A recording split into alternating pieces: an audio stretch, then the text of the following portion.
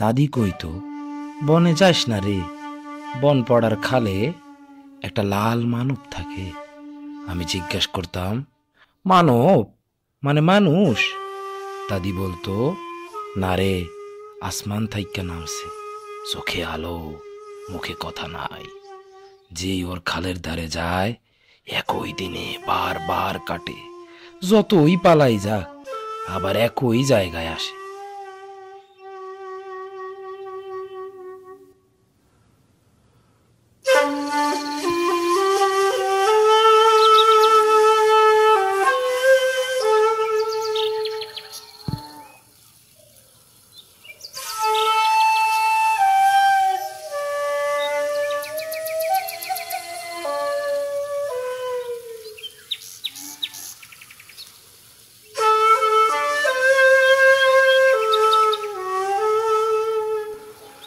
ঘুম থেকে উঠি সকালে গরুটা খাবার দিয়ে বউরে নিয়ে পাতা হচ্ছে বুঝছেন। রায়া বান্দির শুধু শুয়ে ডুয়ে বাড়ি যাইছে, আসি টাসি রোদ উঠছে তখন বিকালে দুপুরে আব্বু কাছে কাছে যে রোদ উঠছে বকরিটা যা নড়ে দিয়ে আসি, নাহলে মেলা টালা হয়ে যায় নাকি, মানুষের ধান টান খায়। তো তখন ফিকিয়েছে জায়গাটা বোধন নড় পাই গেছে, দেখা করছে ওইখানে হালিম বকরিটা সত্যি লাগাইছে। তো সত্যি করছে তো কি হয়েছে? সত্যি করলেই কি চুরি করছে? আরে সবার সত্যি দিয়ে এক না যাচ্ছু, তুমি আলাদাভাবে সত্যা না, ওই আলাদাভাবে সত্যা। ওয়াইটা এক নম্বরের চোর, এটা তুমি জানেন না? জানি না ফের। তো ওই আমাদের এলাকাতে বারে বারে চুরি করে কেন? মানুষের এলাকা নাই, ওই আমাদের এলাকা হয়, আমাদের এলাকাতে চুরি করে। হালিমুখ বুঝাতে লাগবে। আরে এটি গাছকে ফেলে তুইছে। আরে সেদিন বাতাস হলো না, বাতাসতে মনে হয় পড়ে গেছে। আর চোরটার তুমি হিসাব নাই এড়িও না। হালিমের মতো কত হাজার হাজার চোর আছে। হয় হয়, কন্যা দুনিয়াটা চোর চারটাতে ভর্তি হয়ে গেছে। কাক কমেন, ভালো মানুষ সবাই চোর। ক্যামেরার দেখে দেখে কথা বলবো? হ্যাঁ হ্যাঁ রেকর্ড ঠিক আছে, ক্যামেরা দেখে কথা বলবেন, সমস্যা নেই। Ready, action. আচ্ছা, আমাদের এলাকায় ইন্টারেস্টিং তেমন কোনো ঘটনা নাই, তবে হ্যাঁ একটা ছাগল চোর আছে, বকরি চোর, হালিম। এত বড় ছাগল চোর হওয়ার পরেও সে আজ পর্যন্ত একটা ছাগলও চুরি করতে পারে নাই। যেই জায়গাতে যায় মানুষ ধরে ওদুম কেলানি দেয়, যেই জায়গাতে যায় ওই জায়গাতে ধরা খায়। এটা তাহলে কিভাবে হলো? সে তো যোগ্যই না। আরে ভাই, যোগ্য লোক কখনো কি ক্ষমতা আসতে পারে? আর যোগ্য লোক ক্ষমতা আসলে কি তাকে ক্ষমতায় রাখে? ক্ষমতা আসে সব চোর বাটপাররা। আর সে যদি যোগ্য চোরেই হতো তাহলে কি ধরা পড়তো? আর ধরা না পড়লে সে ফেমাস কিভাবে হতো? Good point. তো একদিনে হালিমের মাথায় একটা চিন্তা আসলো, সে একটা বকরি কুরবানি দিবে, এবং এটাতেই সে ক্ষান্ত ছিল না। সে একটা মাইক ভাড়া করে গ্রামে মাইকিং শুরু করল। সুপ্রিয় এলাকাবাসী, আপনাদের প্রিয় হালিম, আর সেই হালিম নাইরি। এবার আপনাদের প্রিয় হালিম সিদ্ধান্ত নিয়েছে যে সে একটা ছাগল কুরবানি দিবে, এলাকার সব থেকে বড় ছাগল। সুপ্রিয় এলাকাবাসী, আপনাদের প্রিয় হালিম, আর সেই হালিম নাইরি। এবার আপনাদের প্রিয় হালিম সিদ্ধান্ত নিয়েছে যে সে একটা ছাগল কুরবানি দিবে, এলাকার সব থেকে বড় ছাগল। ভাই এটা তোর কাজ, কোনো সারা জীবন বকরি চুরি, আর এখন এসেছিস তুই কোরবানি দত্ত নেই। এই কোরবানি কিন্তু জীবন কবুল হবে মনে হয়? খালি কোরবানি দিম আসি কয়। এই শালা চোর, এত কুরবানি দিবে কোথায়? বকরি চুরি করে সারা জীবন তো বকরি চুরি করলু, এখন তো কুরবানি বকরি চুরি করে তো কুরবানি দিবে লাগবে, গোটা হারাম হবে রে। ও মই যখন বকরি চুরি করি কোরবানি দাও তখন জায়েজ হয় না? চেয়ারম্যান যখন গম চুরি করি, চাল চুরি করি, ওই টাকা দিয়ে কোরবানির গরু কেনে, তখন তো ঠিক আছে, গোস্ত কাটিস শালা পুড়ে। শালা ধ্যামলা, তুই উপদেশ দিবা আসছিস মোক? বকরি চুরি করবো কেন? বকরি চুরি করি কুরবানি দিলে ওটা হালাল হইবে? সত্যি করি কথা রে, তুই কি আসলে কুরবানি দেবো? আরে হরে বেড়া চাপাবাজি শুরু করে দিছিস। সত্যি করি কসো ভাই, খোদার কসম মই কুরবানি দিন। এত টাকা করে পাবো তুই? বোকা, ঘটনাটা শুন। কালকে চুরি করবে গেছো আফতাবগঞ্জ, যা ওটি তো ভাই পুরে একটা দাবরানি খাইছো, খায়া খালপাড়ার যে ইয়েটা আছে বাগানটা, ওটা দিয়ে কিন্তু আমি আসছো।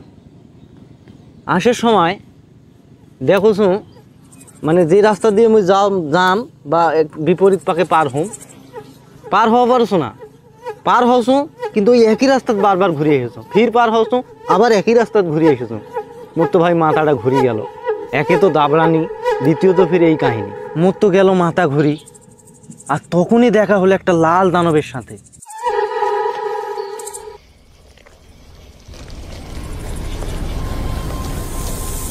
দানবের কাছে কিন্তু অনেক ধন সম্পদ আছে রে। দানব মুখ কষে, তোকে যদি কোনো কিছু লাগে তুই মুখতে চাস, কিন্তু মুই চিন্তা করি দেখনু এবার একটা বকরি চাম। বকরিটা কোনো রকম যদি নিবে পারো, তারপর যদি ফির দিবে কিছু চায়, তখন খালি গরুই নিম, খালি গরুই নিম, গরু নিয়ে নিয়ে একটা ফার্ম করে ফেলাম গরু। তারপর দেখিম মানুষ মুখ কিভাবে চোর কয়। তুই কি গাঞ্জা খাচ্ছিস নাকি রে?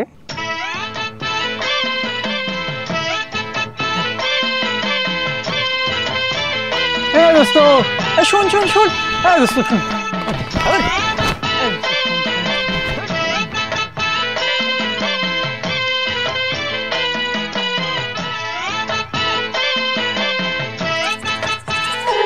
রাত তখন গভীর। হালিম গিয়া লাল দানবের কাছে পৌঁছাইল। হালিম কইল, হে দানব, আমি একটা ছাগলের জন্য আপনার নিকট আইছি। দানব কইল, আমি ছাগল দিলে তুই আমারে কি দিবি? হালিম কইল, দেয়ার মতো আমার কাছে কিছুই নাই, 2টা চোখ আর কিডনি ছাড়া। দানব কইল, তোর এত মূল্যবান জিনিস আমারে দিবি? হালিম কইল, এগুলা দিলে আমি বাঁচবো কেমনে? দানব কইল, এগুলো ছাড়া আর কোনো মূল্যবান জিনিস তোর কাছে নাই? হালিম কইল, নাই। এছাড়া আপনি যা নিতে চান নেন, আমার শরীরের কোনো অঙ্গ ছাড়া। দানব কইল, আমি রাজি।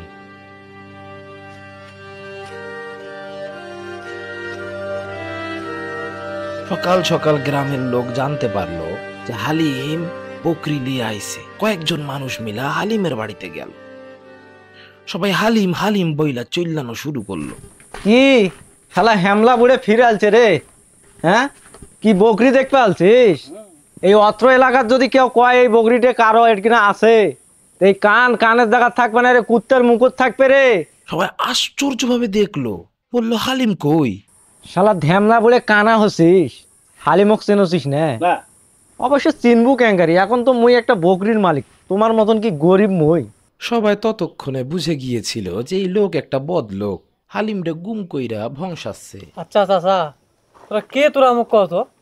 হে জামিল, এই ফাজলামো করিস না, তুই মুখ চিনিস না? আচ্ছা তাহলে তোমার একটা আমি ছবি তোলো।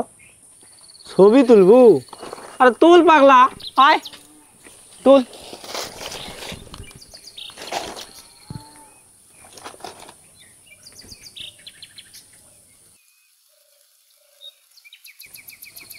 এই দেখো,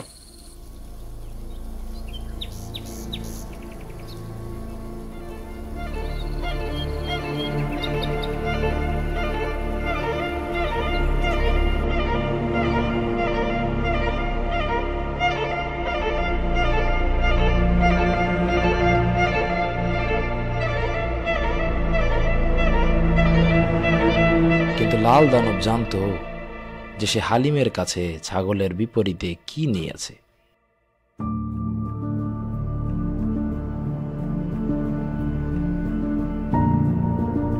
সময়।